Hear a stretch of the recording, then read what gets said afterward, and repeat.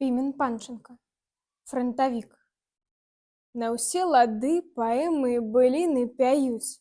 Хвала, хвала табе, баец. А ён у нейкім дорфе за Берлінам з палёгкай уздыхнуў. Вайне канец. І толькі той адчуе ў сэрцы слодыч. Ад гэтых слоў, ад гэтай цішыні. Хто столькі год, як ён, ішоў паходам праз дзікія смяротныя агні. Закончаны салдацкія турботы.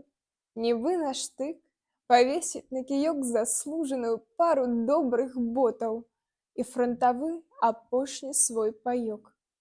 Ён зойме месца сціплае ў вагоне. Гудок раўне з палёгкаю дамоў.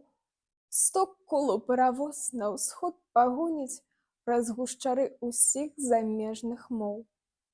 Рассыпле па мастах густое рэха цягнік і стане светла на душы.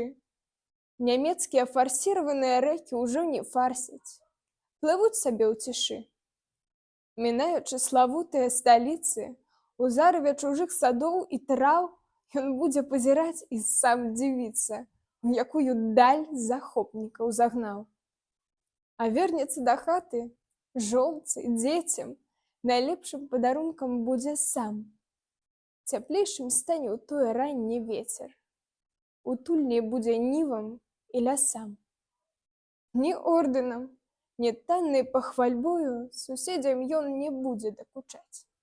Пасля даўгіх дарог і перуновых боек захочацца салдату памаўчаць.